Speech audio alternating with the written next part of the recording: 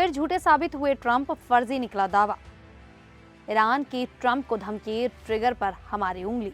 डर के मारे गाजा पीस बोर्ड में शामिल हुआ पाक। फिलिस्तीन में होगा हमास का प्रधानमंत्री। हाथ पर नीला निशान, ट्रंप की सेहत पर उठे सवाल। अमेरिका ने चारों ओर से की ईरान की नाकेबंदी। नमस्कार, मेरा नाम है शालिनी और आप देख रहे हैं द न्यूज़ 15। स्वागत है आपका हमारे खास प्रोग्राम दुनिया के हालचाल में। चलिए नजर डालते हैं बड़ी खबरों पर विस्तार से।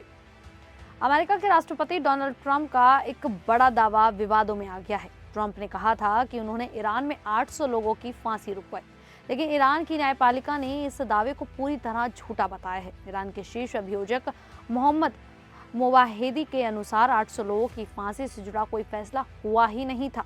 न्यायपालिका के पास ऐसा कोई रिकॉर्ड, सूची या आदेश मौजूद नहीं है। उन्होंने कहा कि किसी बाहरी दबाव से फांसी रोके जाने की बात भी गलत है। हालांकि ये जरूर बताया गया है कि कुछ गिरफ्तार लोगों पर गंभीर आरोप हैं, जिनमें मौत की सजा तक हो सकती है, लेकिन उन पर फैसला कानूनी प्रक्रिया से होगा।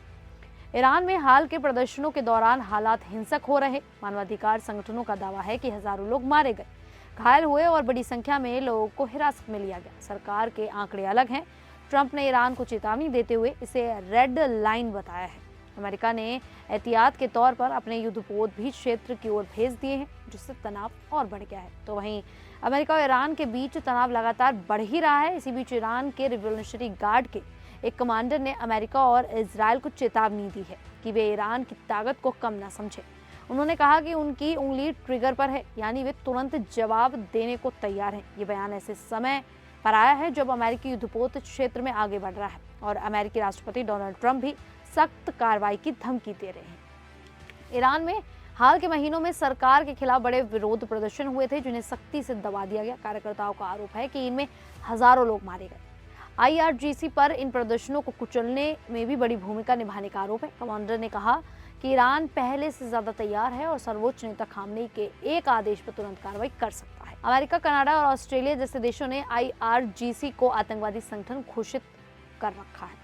तो वहीं गाजा पीस बोर्ड के प्रस्ताव पर प्रधानमंत्री शहबाज शरीफ के हस्ताक्षर के बाद पाकिस्तान में राजनीतिक विवाद बढ़ गया है। विपक्ष सरकार पर दबाव में झुकने का आरोप लगा रहा है। सोशल मीडिया पर इमरान खान का एक पुराना वीडियो वायरल है, जिसमें वे कहते दिख रहे हैं कि पाकिस्तान की नेतृत्व टीम अमेरिका के दबाव में गाजा मुद्दे पर नरम रुख अपनाएगी। पाकिस्तान लंबे समय से फिलिस्तीन के समर्थन की बात करता रहा है, इसीलिए इस फैसले को कुछ लोग नीति में बदलाव मान रहे हैं। चर्चा ये भी है कि अमेरिका द्वारा वीजा प्रतिबंधों और अंतर्राष्ट्रीय दबाव ने इस फैसले को प्रभावित किया हो सकता है। देश की आर्थिक स्थिति कमजोर है, इसलिए पाकिस्तान, सऊदी अरब और तुर्की जैसे देशों से संबंध मजबूत करा है। सेना प्रमुख की भूमिका भी नीतिगत फैसलों में अहम मानी जा रही है। इस सब कारणों से गाजा मुद्दा पाकिस्तान की आंतरिक राजनीति में बड़ा विषय बन गया है। तो वहीं गाजा पीस बोर्ड बनने के बाद हमास और अमेरिका के बीच एक नई डील की खबर सामने आई है। रिपोर्ट के मुताबिक इस समझौते में हमास के लड़ाके धीरे धीरे हथियार छोड़ेंगे और बाद में फिलिस्तीन की राजनीति में हिस्सा ले सकेंगे। कहा जा रहा है कि कतर और मिस्र लंबे समय से चाहते थे कि हमास को राजनीतिक ढांचे में शामिल किया जाए, ताकि हालात और न बिगड़े। हमास कई सालों से इजराइल के खिलाफ लड़ता रहा है और गाजा में उसका मजबूत प्रभाव रहा है। 2024 में इस्माइल हानिया की मौत के बाद संगठन में नेतृत्व का पद खाली है, जिसे चुनाव के जरिए भरने की बात चल रही है। इजरायली रिपोर्ट पर दावा है कि हमास के पास अभी भी हजारों रॉकेट और दूसरे हथियार हैं, साथ ही बड़ी संख्या में लड़ाके भी हैं। अगर ये डील आगे बढ़ती है तो इससे क्षेत्र की राजनीति और सुरक्षा हालात पर बड़ा असर पड़ सकता है। तो वहीं दावोस में वर्ड ऑफ पीस कार्यक्रम के दौरान अमेरिकी राष्ट्रपति डोनाल्ड ट्रंप के बाएं हाथ पर नीला निशान दिखा, जिससे उनकी सेहत पर चर्चा शुरू हो गई। सोशल मीडिया पर कई लोगों ने इसे किसी बीमारी या कमजोरी से जोड़ा, लेकिन ट्रंप ने कहा कि ये सिर्फ एक छोटी चोट है। उनके अनुसार साइनिंग समारोह में उनका हाथ टेबल के कोने से टकरा गया था। ट्रंप ने बताया कि वे दिल की सेहत के लिए रोज 325 मिलीग्राम एस्पिरिन लेते हैं। ये दवा खून को पतला करती है, जिससे हल्की चोट पर भी जल्दी नीला निशान पड़ सकता है। उन्होंने कहा कि डॉक्टरों ने इसे गंभीर नहीं माना। व्हाइट हाउस ने भी साफ किया कि ये ताज़ा चोट है, कोई पुरानी समस्या नहीं। डोनाल्ड ट्रंप के डॉक्टर ने पुष्टि की है कि वे नियमित दवा ले रहे हैं। हालांकि कुछ मेडिकल संस्थान दिल के लिए आमतौर पर कम खुराक की सलाह देते हैं। तो वहीं मिडिल ईस्ट में तनाव चरम पर है। ईरान के खिलाफ अमेरिका और उसके सहयोगी अब सैन्य घेराबंदी कर रहे हैं। समुद्र, हवा और जमीन पर तैनाती बढ़ रही है। राष्ट्रपति डोनाल्ड ट्रंप ने कहा कि वे ईरान को घेरने के लिए बड़ा नौसैनिक बेड़ा भेज रहे हैं। वे युद्ध नहीं चाहते, लेकिन ईरान पर सख्त नजर है। ट्रंप ने ईरान में विरोध प्रदर्शनों पर भी आलोचना की है। अमेरिका का मुख्य हथियार USS Abraham Lincoln aircraft carrier है, जो हिंद महासागर में तैनात है। इसका स्ट्राइक ग्रुप किसी छोटे देश की हवाई सेना जितना ताकतवर है।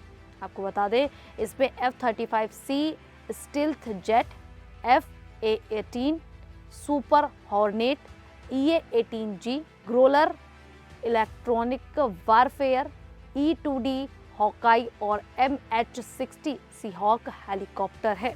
साथ ही टिकोंड्रोगा क्रूजर और अरलेग वर्क डिस्ट्रॉयड जहाज सैकड़ों क्रूज मिसाइलों से लैस है, जो हमला और रक्षा दोनों कर सकते हैं।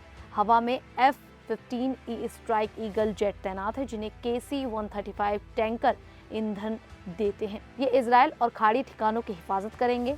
वहीं C-17 प्लेन हथियार पहुंचा रहे हैं। ईरानी मिसाइलों से बचाव के लिए पैट्रियट और थार्ड सिस्टम लगाए गए हैं, जो ड्रोन और बैलिस्टिक हमले रोक सकते हैं। ब्रिटेन ने कतर में टाइफून फाइटर जेट भेजे हैं, जो तेज रिस्पांस के लिए है। इजराइल अलर्ट पर है, बहुस्तरीय जवाब देने को तैयार है। ईरान घिरा हुआ है, लेकिन युद्ध टल भी सकता है। खैर, आप सभी को ये जानकारी कैसी लगी, आप हमें कमेंट करके जरूर बताएं। अभी के लिए इतना ही, फिर हाजिर होंगे ऐसी ही देश और दुनिया जुड़ी बड़ी खबरों के साथ। तब तक के लिए देखते रहिए द न्यूज़ 15।